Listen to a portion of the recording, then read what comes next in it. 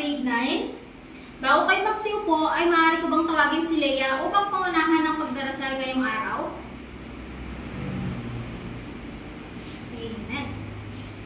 Bago kayo naman magsiupo, ay pakitignan po ng bawat gilid ng inyong mga upuan at pulutin ang kalat na makikita nyo. Ayan. May lumiban ba sa ating klase ngayong araw? Wala. Mahusay. Ako ay nagagalang na walang lumiban sa inyong klase ngayong araw. Bago naman tayo tumungo sa ating bagong paksang aaralin, tayo muna ay magbabalik-aral. Ano nga ba ang tinalakay natin kahapon, Beverly? Tama, ito ay patungkol sa kakapusan.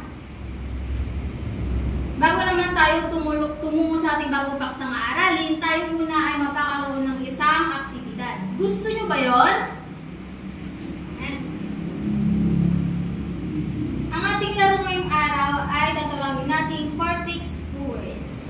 Na meron na akong apat na ipapakita sa inyong mga litrato at ito lamang ay inyong huhulaan. Ano nga ba ang nakalagay sa inyong harapan? Beverly, tama, ito ay pangangailangan at kagustuhan. Batid ko na meron na kayong ideya kung ano nga ba ang ating bagong paksang aaralin ngayong araw. Ang tatalakayin nga natin ngayong araw ay patungkol sa pangangailangan at kagustuhan. Unahin natin tatalakayin ay ang pangangailangan. Ang pangangailangan class ay mga bagay na dapat meron ng tao sapagkat kailangan niya ito sa kanyang pang-araw-araw na gawain. Hindi dapat ang mga tao ay meron itong mga pangangailangan na ito, katulad na lamang ng pagkain, tirahan, mga damit, at syempre, gamot. Para kung sakaling may sakit ng isang tao, ay meron siyang need na gamot. Ang kagustuhan. Beverly, maaari mo bang basahin kung ano nga bang ibig sabihin ng kagustuhan? Salamat, maaari ka nang umupo. Ang kagustuhan nga, class, ito yung mga nagpapaligaya at mga minimithi ng isang tao. Katulad na lamang ng kotse at mga mamahaling mga alahas. Ayan, tiyak ko na alam niyo na kung ano nga bang ibig sabihin ng pangangailangan at kagustuhan. Ngayon naman ay maglabas kayo ng isang malinis na papel at tayo ay magkakaroon ng isang aktibidad. Ayan, isulat niyo kung ano nga ba ang mga alam niyo halimbawa ng pangangailangan at kagustuhan. Pabilisan lang ito, class, ha? And isulat niyo na kung ano ang mga alam niyo pangangailangan at kagustuhan. Ayan, Leia, tapos ka na? Patingin. Hierarchy ng pangangailangan na ipinanukala ni Abraham Maslow. Sabi, ayon kay Abraham Maslow, habang patuloy na napupunan ng tao ang kanyang batayang pangangailangan, umuusbong ang mas mataas na antas ng pangangailangan. Ito ang teorya ng pangangailangan ni Maslow. Unahin natin dyan, sa pinakababa ang physiological. Unahin naman natin dyan ang pangangailangan physiological.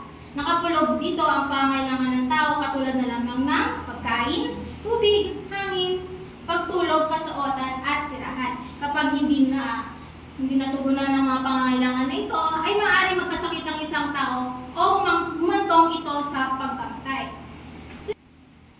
Sunod naman natin dyan ang seguridad at kaligtasan.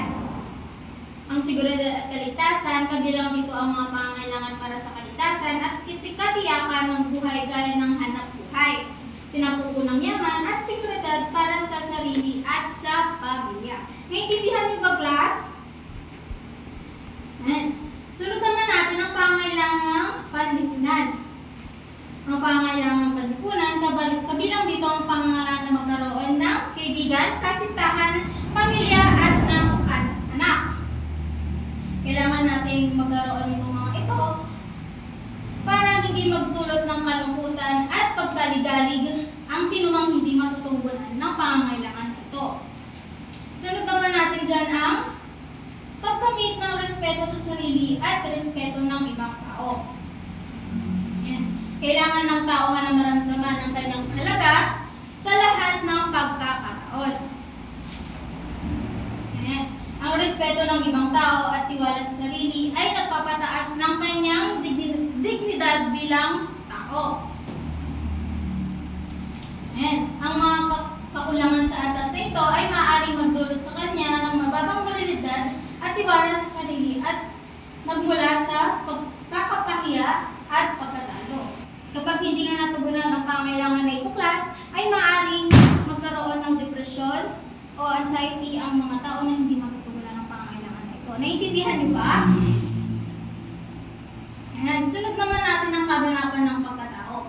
Ito ang pinakamataas na antas sa pangangailangan ng tao. Sinabi ni Maslow ng taong nakarating sa antas na ito ay nagbibigay ng mas mataas na pagtingin sa kasagutan sa halip ng katanungan. Ito yung hindi siya natatakot mag-isa at gumawa kasama ang ibang tao. Ngayon naman ay dumako na tayo sa mga salik na nakaka-influensya sa pangangailangan at kagustuhan. May anim na salik na nakaka-influensya sa pangangailangan at kagustuhan, class. Una dyan ay ang edad, pangalawa ay antas ng edukasyon, pangatlo ay katayuan sa lipunan, pang-apat ay panlasa, pang-lima ay kita, at pang-anim naman ay ang kapaligiran at hina. Una dyan ay ang edad. Ang edad nga ay ang pangangailangan at kagustuhan ay nagbabago ayon sa edad ng tao. Siyempre, class, kapag tayo ngayon ay mga bata pa, siyempre iba ang pangangailangan natin kapag tumanda tayo. Naintindihan niyo ba, class? Ayan. Sunod naman natin dyan ay ang antas ng edukasyon. Ang pangangailangan ng tao ay may pagkakaiba-iba batay sa antas ng pinag-aralan. Ang tao may mataas sa pinag-aralan ay karaniwang mas malaki ang posibilidad na maging mapanuri sa kanyang pangangailangan at kagustuhan. Sunod naman natin dyan ay ang katayuan sa lipunan. Ang katayuan ng tao sa kanyang pamayanan at pinagtatrabuhan ay nakaka-apekto rin sa kanyang pangangailangan at kagustuhan.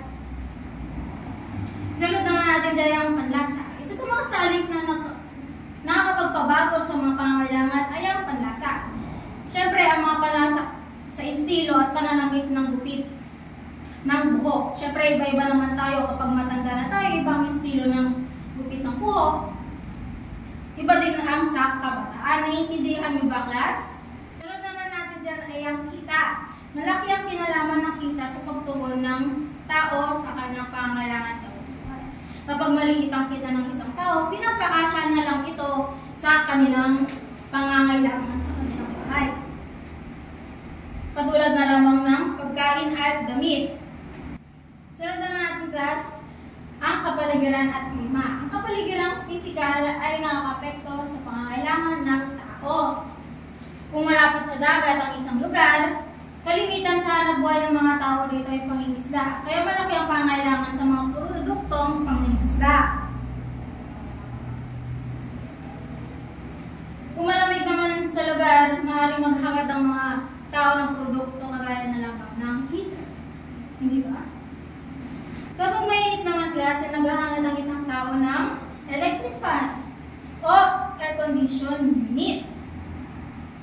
At iba pang mga halang tulad nito ang mga pangailangan sa lugar na may mainit na klima. May tanong pa ba sa ating tilalakay na paksa ngayong araw? Wala na. Kung gayon, ako naman ay ang magtatanong. Ano nga ba ang ating paksang tinalakay ngayong araw? Leia? Tama, ito ay patungkol sa pangangailangan at kagustuhan. Ilan naman ang salik na impluensya ng pangangailangan at kagustuhan ng ating tinalakay ngayon? Beverly? Tama, ito ay anim na salik na nakaka-impluensya sa pangangailangan at kagustuhan. Ngayon naman ay maglabas kayo ng isang malinis na papel at tayo ay magkakaroon ng isang aktibidad. Ayan, isulat ang salitang gusto ko kung nang o kailangan ko kung na. Ayan. Makapaglabas na ba ng mga papel? Ayan. Sagutan na ang inyong aktibidad. Tapos na ba? Tapos na ba ang inyong ginagawa? Pakipasa wala sa likuran hanggang paharap. Ayan. Ngayon naman ay labas ninyo ang inyong mga kwaderno at isulat ninyo ang inyong takdang aralin. Tapos na ba?